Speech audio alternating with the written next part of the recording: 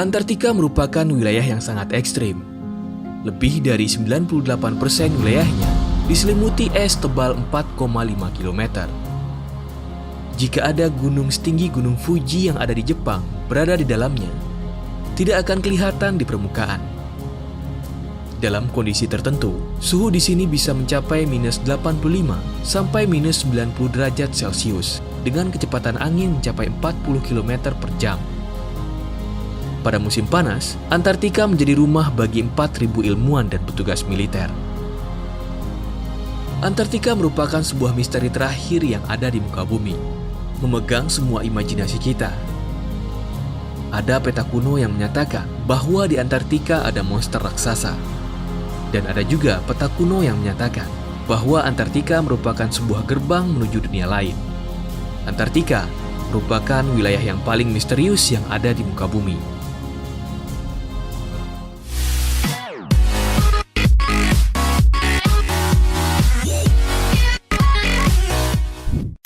Halo, perkenalkan saya Akbar. Kali ini kita akan membahas mengenai Antartika. Sebelum itu, Akbar mengucapkan terima kasih pada Niaga Hostar yang telah mau mendukung video ini. Niaga Hostar adalah sebuah layanan hosting yang menyediakan berbagai layanan dengan harga terjangkau. Jika kamu berlangganan Niaga Hostar dengan menggunakan kode Akbar, kamu akan mendapatkan potongan biaya sebesar 10%. Caranya, klik check out di menu pembayaran dan masukkan kode kupon Akbar. Akbar sangat merekomendasikan Niaga Hostar karena Niaga Hostar sangat terdepan dalam industri hosting.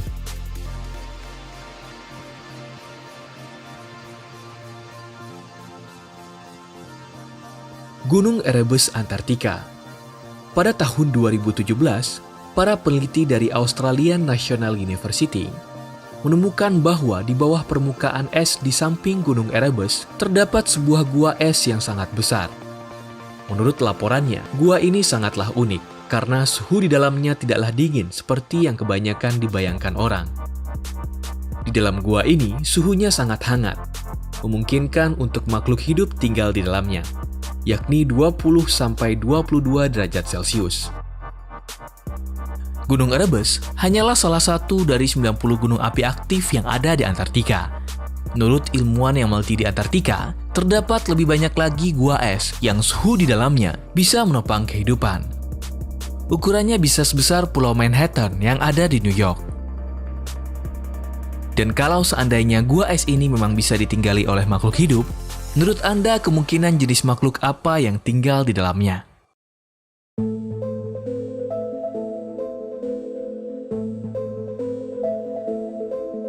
Hamburg, Jerman, 1938. Setahun sebelum Perang Dunia berkecamuk, Adolf Hitler memerintahkan pasukannya untuk melakukan ekspedisi mencari peninggalan kuno yang dia yakini memiliki kekuatan magis yang sangat luar biasa.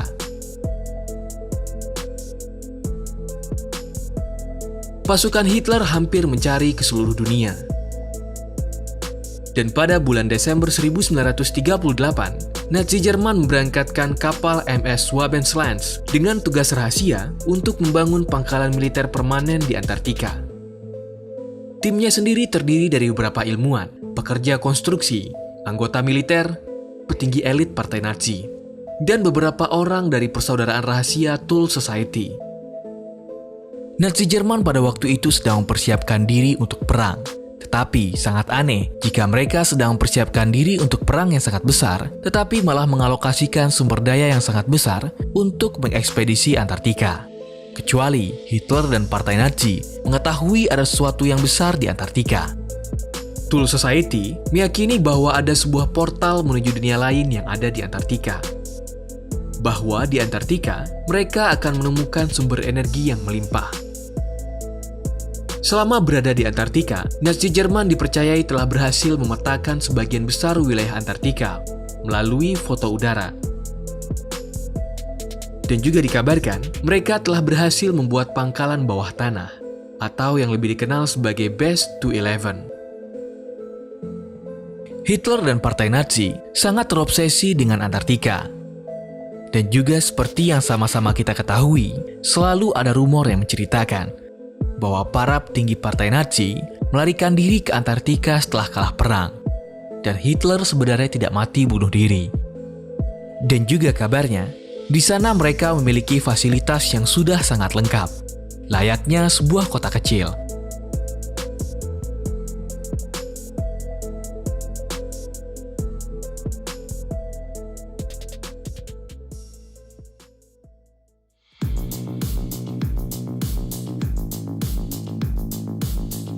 Setelah sekutu memenangkan perang, pemerintah Amerika Serikat dan pemerintah Uni Soviet merekrut ilmuwan-ilmuwan cerdas yang dimiliki oleh Nazi Jerman. Salah satunya yaitu Wernher von Braun, yang kemudian merancang roket Saturn V yang membawa Neil Armstrong menuju ke bulan, dan juga menemukan teknologi-teknologi canggih lainnya. Dan sebagian ilmuwan lainnya malah dilibatkan untuk misi ke Antartika. Pada 26 Agustus 1946, setahun setelah memenangkan perang, pemerintah Amerika Serikat meluncurkan ekspedisi Antartika terbesar sepanjang sejarah. Ekspedisi ini disebut sebagai Operation High Jump. Operation High Jump membawa 4.700 personil, di antaranya 13 kapal perang, 33 pesawat dan helikopter, dan 1 kapal selam. Operation High Jump dipimpin oleh penjelajah Antartika ternama, Laksamana Richard Ebert, merupakan orang yang sangat penting di Angkatan Laut Amerika Serikat. Dia sangat berjasa dalam Perang Dunia Pertama, dan setelah Perang Dunia Pertama selesai, dia menjadi penjelajah dunia. Pada 9 Mei 1926, Laksamana Bert dan Kepala Angkatan Laut bagian pilot penerbangan, Floyd Bennett, menjadi headline dunia ketika mereka berhasil menerbangkan pesawat melintasi kutub utara. Karena pencapaiannya tersebut, Laksamana Ebert mendapatkan penghargaan Medal of Honor, penghargaan tertinggi di militer Amerika Serikat. Karena pencapaiannya itu, Richard Ebert dipromosikan menjadi Laksamana pada usia 41 tahun, yang kemudian menjadi Laksamana termuda sepanjang sejarah Angkatan Laut Amerika Serikat. Laksamana Richard Ebert merupakan seorang yang sangat berani. Malah pada tahun 1934, ekspedisinya yang kedua kali ke Antartika, dia hanya tinggal sendirian selama 5 bulan di sana. Operation High Jump berlangsung selama 9 bulan, dan secara mengejutkan terjadi pertempuran dengan musuh yang tidak dikenal. Kemungkinan dengan para Nazi dan pasukan Hitler yang terlebih dahulu membangun pangkalan militer di Antartika. Dalam laporannya, ada beberapa pesawat yang keluar dari dalam air lalu menyerang pasukan Laksamana Ebert. Pertempuran ini terjadi sangat cepat. Berikut cuplikan dari salah satu film dokumenter berbahasa Rusia yang menjelaskan pertempuran pasukan Laksamana Ebert dengan musuh yang tidak dikenal tersebut. В конце 1946 года знаменитый полярник и одновременно адмирал американских военно-морских сил Ричард Бёрд получает приказ уничтожить нацистскую базу в Антарктиде. Но не тут-то было. Отпор, который получила американская эскадра, до сих пор вызывает массу вопросов. Дело в том, что в Вашингтоне адмирал Бёрд докладывал не просто об истребителях с немыслимыми возможностями. Он говорил о нападении на экспедицию странных летающих тарелок, которые выныривали из-под воды и, двигаясь с огромной скоростью, нанесли экспедиции значительный урон. Вот как описывает этот бой, который произошел 26 февраля 1947 года, другой его очевидец, участник экспедиции, опытный военный летчик Джон Сайерсон.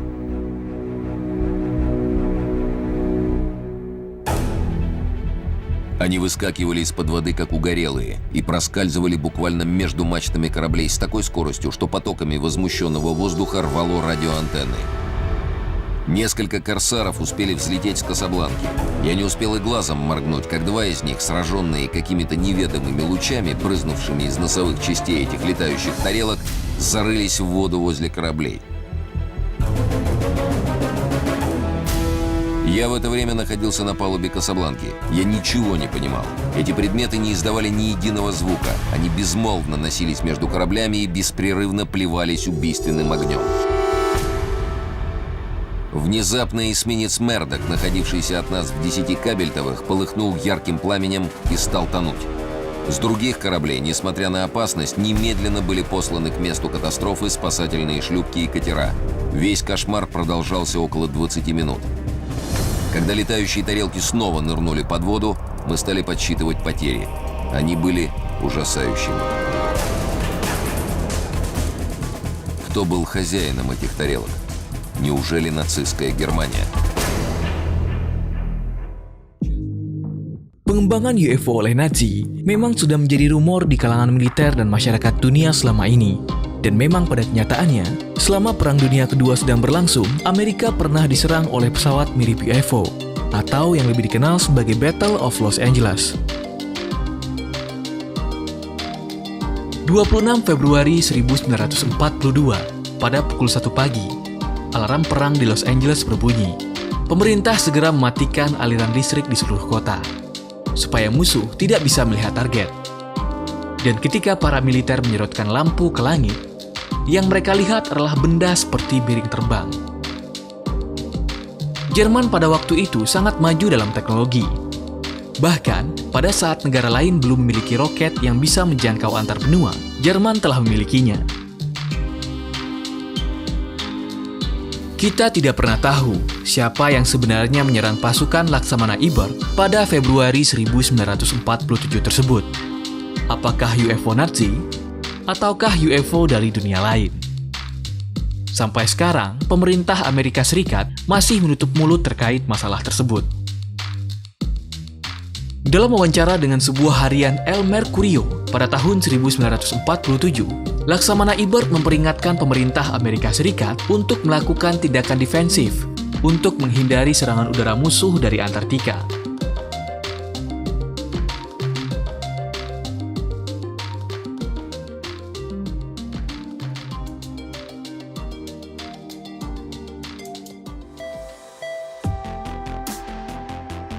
Pada tahun 1955, pemerintah Amerika Serikat kembali memerintahkan Laksamana Ibert untuk melakukan ekspedisi ke Antartika. Tetapi kali ini sangat berbeda. Pasukan Laksamana Ibert diperintahkan untuk membangun 3 pangkalan militer aktif di Antartika. Dan sepulang dari Antartika, Laksamana Ibert sempat diwawancara oleh sebuah stasiun TV dan menyatakan pernyataan yang sangat mengejutkan. Berikut wawancaranya. It's time for the Longines Chronoscope, a television journal of the important issues of the hour, brought to you every Monday, Wednesday, and Friday. I must say that Admiral Byrd, our guest tonight, is not only our greatest living explorer, but he's been an inspiration to countless Americans. Admiral Byrd, you've been to both the North Pole and the South Pole. Is there any unexplored land left on this Earth? But strangely enough, there's left in the world today an area as big as the United States that's never been seen by a human being. And that's beyond the pole, on the other side of the South Pole. Admiral, you speak of the resources of Antarctica. What are they? What are the natural resources there? Well, we've found enough of coal within 180 miles of the South Pole in a great ridge of mountains. It's not covered with snow, enough to supply the whole world for quite a while. So we think there's oil there, and there's evidence, probably uranium there. Ada 2 poin penting yang disampaikan oleh Laksamana Ibert berkaitan dengan Antartika. Pertama, Antartika kaya sumber daya alam, seperti batu bara, minyak bumi, dan uranium. Yang kedua, ada wilayah sebesar benua Amerika yang belum pernah dilihat oleh manusia sebelumnya, dan letaknya beyond on the other side of Antartika. Antartika memang sebuah misteri yang sulit untuk dipecahkan. Walaupun kaya sumber daya, tetapi tidak ada satupun perusahaan yang diizinkan untuk mengeksplorasi. Suhu dingin sebenarnya bukan menjadi masalah. Contohnya saja di Kutub Utara, ada banyak tambang minyak dan gas yang beroperasi di sana. Tetapi memang sangat aneh jika di Antartika yang kaya sumber daya alam, tetapi tidak dieksplorasi. Selanjutnya Laksamana Ibert mengatakan, ada wilayah sebesar benua Amerika Serikat yang belum pernah dilihat oleh manusia yang letaknya melampaui Antartika. Kalau kita lihat peta dunia, jika kita mencoba untuk melewati Antartika dari sisi manapun, kita akan sampai di 3 tempat, yaitu Amerika Selatan, Afrika Selatan, dan Australia. Tetapi Laksamana Bird mengatakan waktu dia dan pasukannya melewati Antartika, dia bertemu dengan sebuah benua yang belum pernah dilihat oleh manusia sebelumnya. Yang pasti itu bukan Amerika Selatan, Afrika Selatan, ataupun Australia. Lalu benua mana yang dimaksud oleh Laksamana Bird tersebut? Beberapa orang mencoba untuk memecahkan misteri dari pernyataan Laksamana Bird tersebut, tetapi mereka tidak menggunakan peta dunia yang umum digunakan saat ini. Mereka menggunakan Gleason Map. Peta ini merupakan standar peta dunia pada zaman dahulu. Peta ini menempatkan Antartika bukan sebagai benua, tetapi sebagai lingkaran es yang mengelilingi dunia. Anda mungkin pernah mendengar istilah Antarctic Circle atau lingkaran Antartika. Dan memang pada kenyataannya, orang pada zaman dahulu mengenali Antartika bukan sebagai benua, tetapi lingkaran es yang mengelilingi dunia.